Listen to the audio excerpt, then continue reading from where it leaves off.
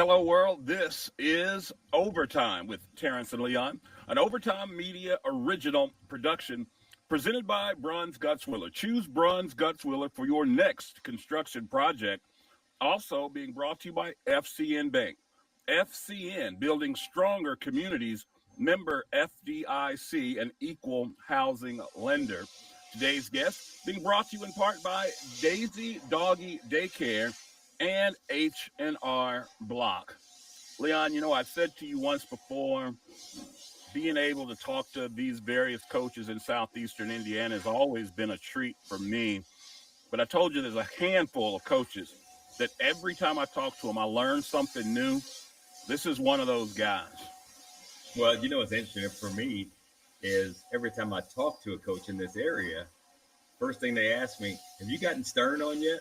So I'm looking forward to hearing what Coach Stern's got to say. Well, with that, we welcome to the program head coach of the North Decatur Chargers football team, Coach Steve Stirn. Coach, welcome to the program. Well, it's good to be here. Apparently, I'm in the right place at the right time. There you go. I'm going to ask you this question right off the top because I just find it fascinating and interesting. When I look at your stops along the way, it seemed like in every situation, you came into a program that wasn't winning a lot, and by the time you left, they were winning sectional championships and having extended postseason. Yep. What would you attribute if you were talking to a new head coach that had that same opportunity, trying to turn a program around? Based on your experience, what has led to that ability to go from worst to first in every single situation you've been in? Ironically, I spoke on that at the National Convention this year down in Charlotte. And the topic of my presentation was turning their program around. And I have to say, first, you have to know what you want. You have to know what you want. And there's a lot of ways to run football. There's a lot of different styles. There's a lot of different beliefs. But you have to know what you believe in. And you have to have a clear vision. And 2 years from now, 3 years from now, what's it look like? And fight every day to get there.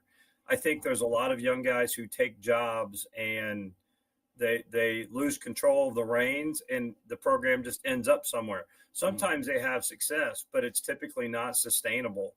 So I think, number one, have a vision. Number two, be stubborn and be committed to it. Don't waver. In the coaching world, in the spring, everybody goes to clinics, and it's an opportunity to talk to other coaches. It's an opportunity to hear other people present. And some guys are so willing to change with the wind. The team down the road runs a certain style, and they've had success, so they scrap everything they've done. And I think that's really counterproductive. Believe in something and stick to it. I think the second thing for me along my journey has been, as a head coach, the sooner I can get a number two in place, the better. Somebody else who knows what it's supposed to look like. We talk about the journey, but I started at Roncalli, Indianapolis Roncalli, 1990, fresh out of Butler. And I've told people it was the best and worst thing to ever happen to me. Best from a standpoint, what great resources from a community support, players who are committed to it, and people who are success oriented. So we got on board, and it was great classroom coaching. But then when you leave there, you compare that, and it's not like that everywhere. There's a reason those people have the levels of success over long periods of time. But I was able to take one of my young guys that I had coached after he got done coaching at Miami, and he joined me at Hamilton Heights, and that gave me my number two, that guy who had been there before, who knew what it was supposed to look like, and that really speeds things up. That's kind of a long answer, but I hope I answered your question.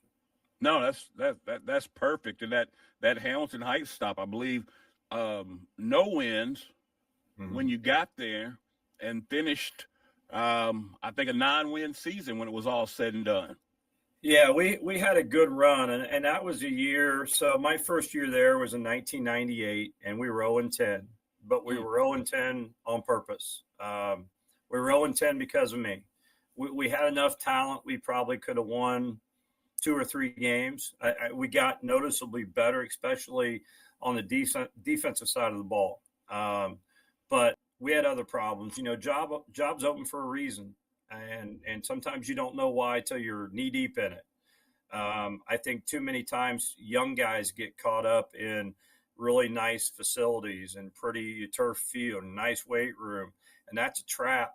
I understand why people fall into it, but what you look for is you look for people, who you're working for, who the administrators are, who your superintendent is. Are they sports oriented? Are they going to support change? But when I got there, we're about 3 weeks into it, and discipline was a problem, and accountability was a huge problem, and I had to get a handle on that, and I had to suspend guys multiple times to send that message, because they were our best players that probably could have helped us win. But those couple wins you may have gotten early would have limited all your success down the road. So therefore, we ended up 0-10. Coach, I want to go back even further, even back before Butler. Mm-hmm. You being a Batesville grad, Yeah. who was your coach, and what did that coach's philosophies, what philosophies that he taught you made you want to be a coach? Well, I played for Jeff Scalf. I say with all the confidence in the world, I would not be doing this if it were not for him. Yeah. We lost coach a few years ago, far too young, but the way he did things, very organized, very structured, very driven. Weight room was important. So I often tell people, in 1975, Lawrenceburg was the only people around that lifted weights. By 1985, more people were lifting weights, but the advantage then became who lifted well, who was in a good program, who had the structure, organization, and he had that. And I'll be honest, as I've gotten older, you talk about drinking the Kool-Aid. He was passionate about it, and there are people that look back 20 years ago, oh, we should have done this or whatever. But when you were knee deep in it, you believed everything out of that man's mouth, and he was driven. He was passionate. He was a great example of commitment and organization. But I'll also say at the same time, I played basketball for Steve Cochran, and anybody who hears this is going to find the irony. I truly enjoyed playing for both, but they were both very opposite. And that's one of the reasons I'm a proponent of go play multiple sports. There's life advantages, because I think that Coach Cochran and Coach Scalf both wanted the same things, but their methods were different. Their message was delivered different, but again, they both wanted the same thing. And I think it's good for a young person, as you change bosses or you do different things, there's lots of ways to do it, but we're all aiming for the same place. And that was unique. And then in the springtime, I turned around and played baseball for John Seawright, and they were all uniquely different. I think I am the sum total of all of them. My experience at Batesville was outstanding. And I think a coach often, I thought of him this morning in the weight room. I just instinctively said something, and his name came right to my mind because I heard him say it 1,000 times. And it's kind of like your parent, you all those things that irritate you when you're young. Next thing you know, you're saying the same things. You've turned into your parents. Coach, when you talk about those coaches and their philosophies and what you believed in them, what did you take from them that has almost been fail proof that they taught you? Well, that's a tough one. I could give you a standard answer, everything, but I think for me, maybe from this angle, someone says to me, why did you get into coaching and education? And my answer is really pretty simple. I want young people to have the experience that I had. I had a tremendous experience because of those 3 men, and the assistant coaches and the school, the people. Batesville was a great place. It was a great time to be there, but they made sure that we had a true experience. We felt like we were important. We were always playing for something. In my sophomore year, we went 22-2 in basketball. I think I was the 13th guy on a 12-man roster. I found myself out of place. I think I went in to use up some fouls at Connorsville in the regional, and I could do that. But I don't remember being a Batesville kid ever getting off the bus thinking we weren't going to win.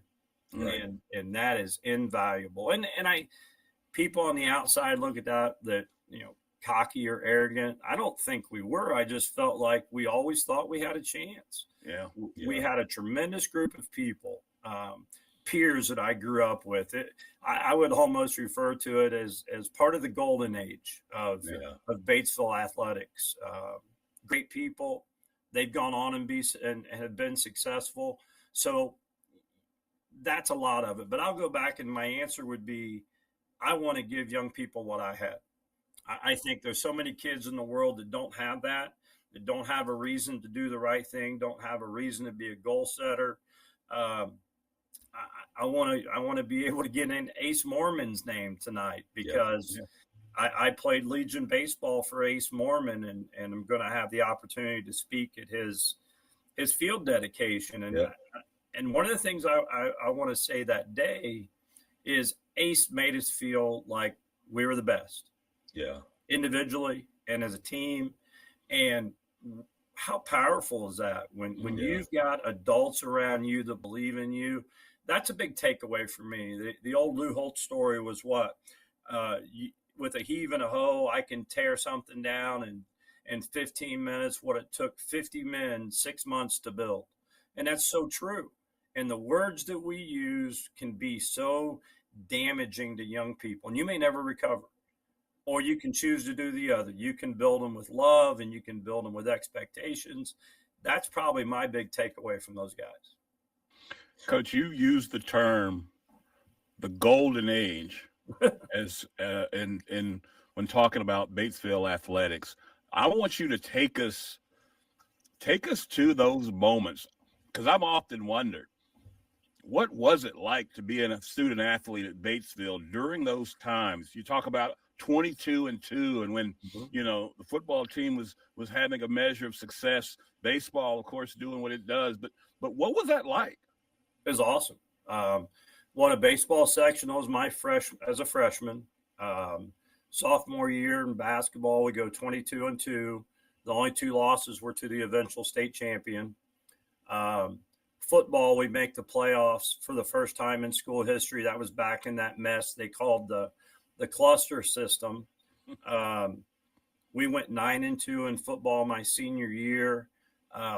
Missed the playoffs because we lost a cluster game to Lawrenceburg, but it was going from one sport to the other. Our girls had success too. Basketball and volleyball was competitive. Golf was always going to be competitive. It was the community participation.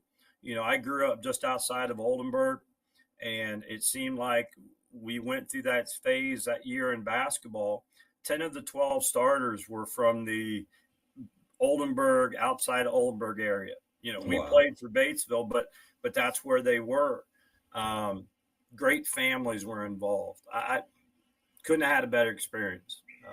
I drive by the Hobo Hut, and I still think about going there for team breakfast or team meals. And hold on, you didn't take the whole football team, did you?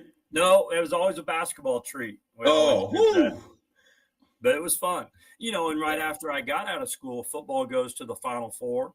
Got beat by Cathedral that year, but again, that was a step. And I think those guys, maybe we paved the way a little bit. East Central's the big bully in the room, right? But my junior year, we beat them twice. Something happened to their field, and I don't know what happened schedule-wise, but we played a home and home. And that was just another game. We didn't go into it saying, man, we can't beat these guys. It was always competitive. Coach, you have been, you got quite the resume of places you've been, and you've been doing this since 1990. Correct. When you think back over the years, how was the athlete when you started versus how's the athlete now? I think at the core, the athlete's the same. I really do. I think kids are still kids. The things they get into have changed. The world has gotten smaller, and that, on one hand, that's good, but on another hand, that could be a negative. I think social media is here to stay. It's not going to leave. I think the voices that have access to your athletes influence them a lot more than I ever thought they would. In 1985, we were in a little cocoon. The year my junior year, Mike Haygood goes off to Butler to play football. Mike Gall goes to Purdue to play baseball. Joe Raver goes to Dartmouth to play football. And for us, that seemed like just so out of reach, but now it's right there. Evan Shoney, Melvin Seifert were guys that when I grew up, I looked up to and wanted to emulate, who went on to play college. Now kids get on their phones, they're in 8th grade, junior high, and they're flirting around like, I'm going to pick my high school and I'm going to see who gives me the best opportunity. We didn't have any doubt where we were going to school, and Right. and we all knew who we were going to play with. So I think social media has changed it. Kids still want to be good. Parent involvement is more today than it's ever been. Some of it's because of social media, but we all have to manage it. It's not unique to us, but you do have to stay in front of it. And you got to be honest. You got to have those hard conversations with kids. And the kids make fun of me every year, but they know they're going to hear it about that second week of August. You have to start to edit your life. We as coaches do it. You as players have to do it. Everything is not equally important.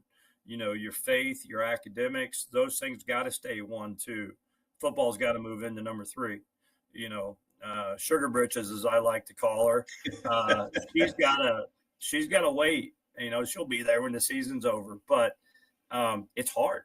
It is hard to get them to do that. But the teams who do it have a decided advantage. I cannot wait to call my daughter Sugar Britches.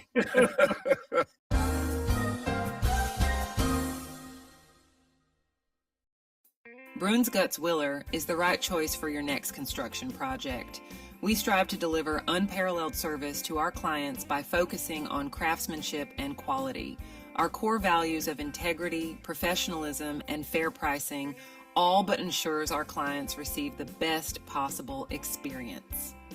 Whether it's commercial construction, remodeling an existing space, or even building a luxurious home, we offer a comprehensive suite of construction management services.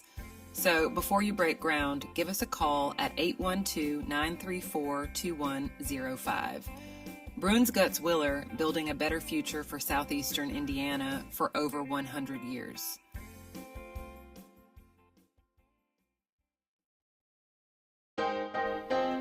Leon, one of the things that I like most about working and living in Batesville, it's the community. Batesville has a little something for everyone, and FCN Bank is the exact same way. Whether it's my personal or business needs, FCN offered me an array of banking products and services that would fit my every banking need. Don't take my word for it. You should check it out yourself at www.fcnbank.com. FCN Bank, building stronger communities. Member FDIC. All right, guys, that's a wrap.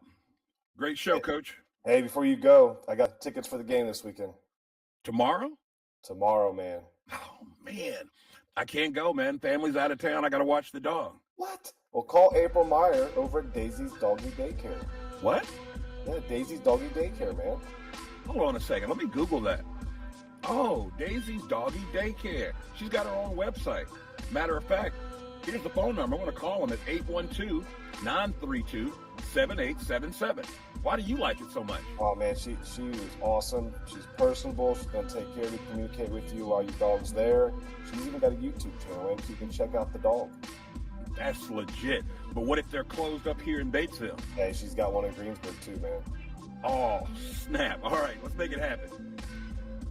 Daisy's Doggy Daycare in Batesville and Greensburg. It's tax season, and your neighborhood H&R Block is here to get your taxes squared away. Just walk in or make an appointment and get 100% accuracy and your max refund or your money back. So file with confidence, knowing you have expert local help when and where you need it. All year long at H&R Block. All tax situations are different. Not everyone gets a refund. Limitations apply. See hrblock.com/guarantees. Call 812-934-4626 to speak with a tax professional.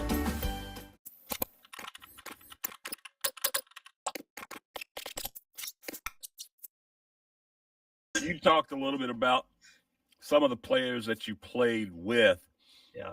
And I don't know which one it was, but we were doing a pod not that long ago, and somehow a backhanded story came out about you and Dave Disbrow being teammates playing baseball. Yeah. I believe Leakmeyer was in there too, right? Yes, that's a true story. So Pat Murphy, who's now superintendent at Milan, was a part of it. Okay. Disbrow was. Brad Tyler also was, and Brad got drafted by maybe the Twins right out of high school. It was a great team. But what happened was, this would have been summer of '83. It was the year of the baseball strike. So Larry Hornback, who was the coach of the South Dearborn Legion team, he would also enter his guys in a Cincinnati travel league. And, we didn't do that at Batesville, but he reached out to a couple of us and said, hey, would you guys like to come be a part of it? Well, sure.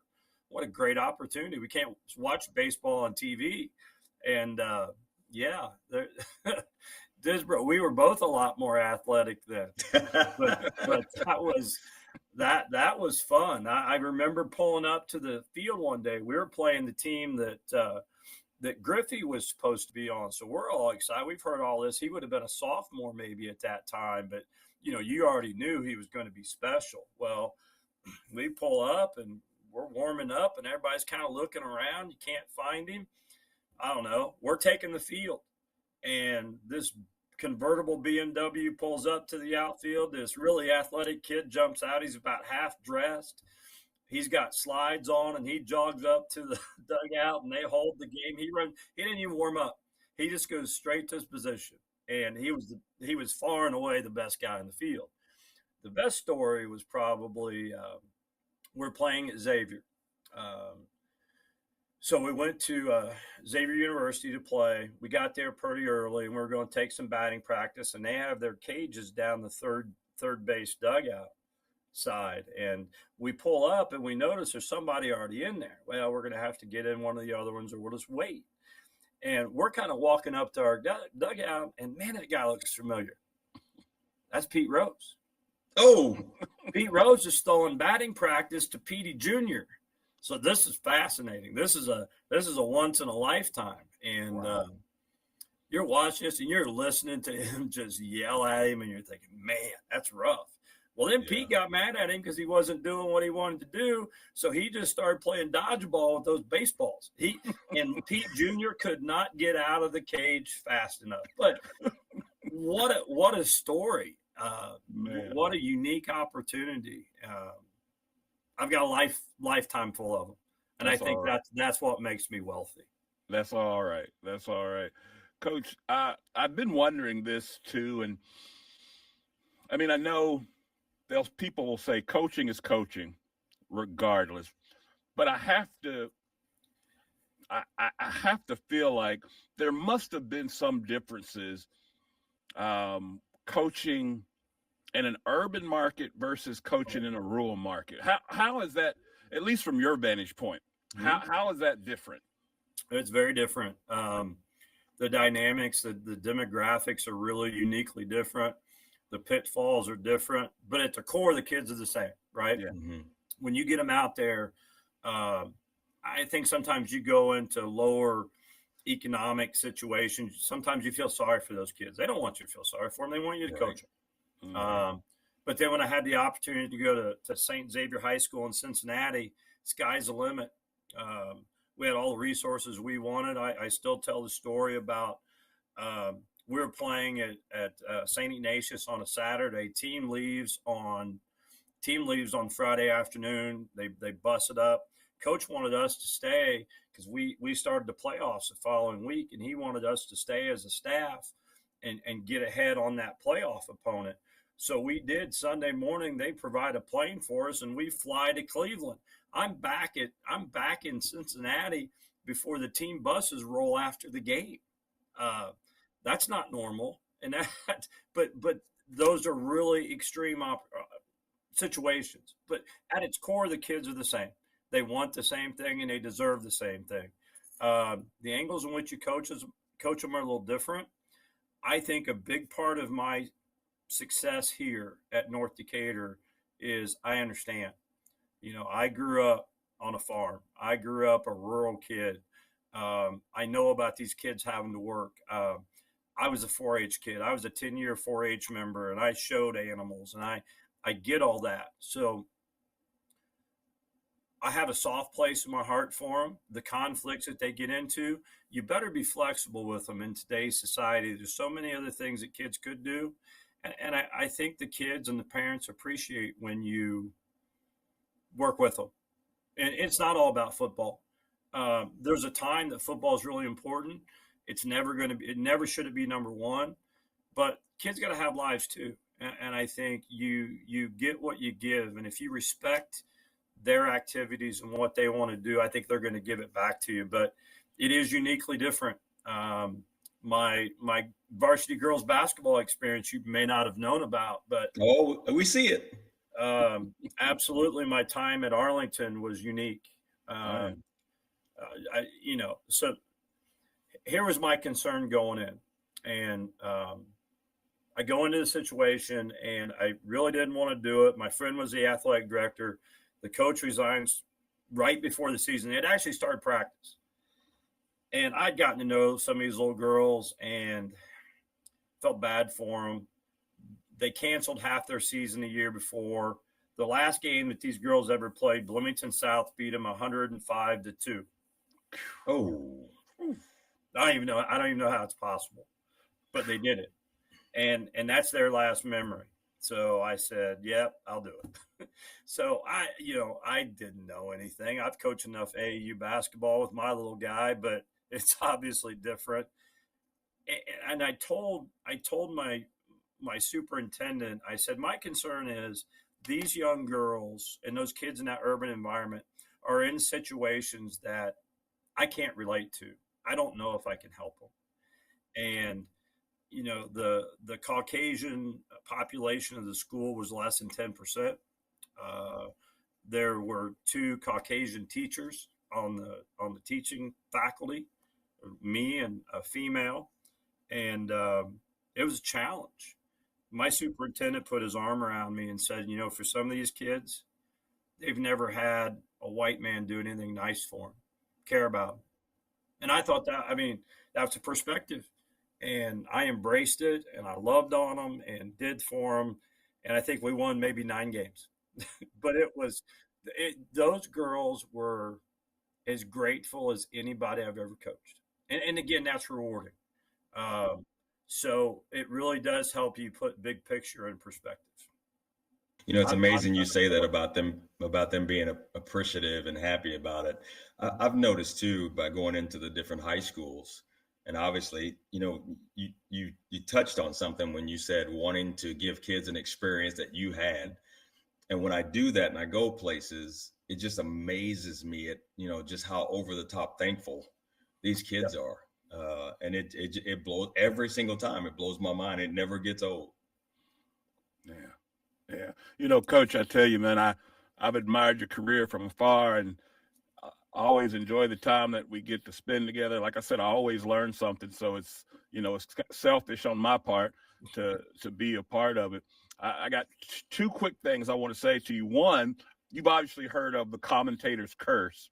Yeah. So usually we talk about it in terms of a field goal kicker or basketball player at the free throw line.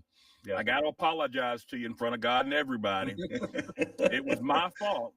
Okay. It was my fault. That Trinity Lutheran interception. I'm sorry, that Trinity Lutheran touchdown. your guys had got the jump on them and had got the timing down for those out passes, and you guys had intercepted and ran one back, and they kept jumping it. And I said it live on air. I said, man, they've got this game wrapped up as long as they don't fall for a double pump. Yeah. And I'll be darned if he didn't hit a double move, hit him over the top as soon as I said, that was my fault, Coach. I want you to know that. Man to a man, I said that live on air. You know, our little safety was right there. Yeah. He was a half step away. Yeah. Ball couldn't have been more perfect. I mean, those guys, there's a reason they had won 42 straight games, right? Yeah. So, but our guys left the locker room that day with full intentions of winning that game. Yes, sir. Our guys were devastated. And, you know, I was proud of them. But I don't think people outside the locker room, even in our community, understand how committed our guys were. They were really close, and they're going to go win the game. They practiced to win it. They played to win it. We just came up short. But, you know, like I told them, there's a reason those guys had won the last 42 games in a row. Yeah. But I was proud of them for that. But that wasn't on you. I appreciate you letting me off the hook, Coach. Yeah, that wasn't on you. The other thing, though, like I said, I've admired your career from afar. Love spending time with you when I get a chance to, because, like I said, I always learn something. Yeah. And I'm not trying to rush you off into greener pastures, but I do want to ask the question: when it's all said and done, Coach, what is it that you want it to be said? What is the legacy that you want to leave behind when it's all said and done? Tough. You know, I want the kids who played for me more than anything else. I want them to be grateful. I want them to take the values that we tried to instill: get up early, work hard, work till it's done, put your name on it. That would be ideal for me. If we can do that, I consider myself successful. You know, in this business, too often we talk about wins and losses, and it's nice, it's important, but man, the impact you have on these kids, and probably one of the proudest things I still to this day is that football is a unique sport, and there's a place for everybody, and I literally mean everybody. We have had 2 to 3 guys every year on our roster who's going to have a really hard time playing. You know, they're too small or whatever it is, but they love it. And the fact that our football program has been all inclusive, our best players, everybody accepts those kids, and there's not a kid prouder than them to walk down the hallway on Friday in their jersey. And to me, that's powerful, and it gives those kids a place to belong. And the fact that we were all inclusive while working hard, while being committed, while being willing to be held accountable, that's probably all part of it too. But there's some little things, if you're around a program and you watch the interaction, that's when you find out. I think as a coach, you turn on film and that's when you know. I think our kids play hard. I think our kids are supportive of one another. I always watch our sideline. That sounds weird to people, but I'm pretty dialed into what our sideline looks like on a Friday. After a good play, after a bad play, those kids react. They may not be on the field, but they are engaged and they are a part of it and they feel a part of it. And that is absolutely critical. And that helps this program to perpetuate. Yeah. Well, Coach, again, I want to thank you for spending some time with us.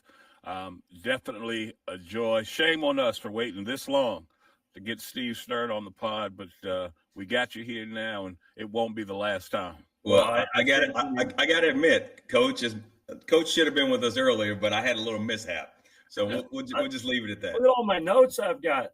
So we probably need to schedule another before too long. I didn't even get to tell a Sandy Koufax story or nothing. Oh my goodness! Oh, don't worry, Coach.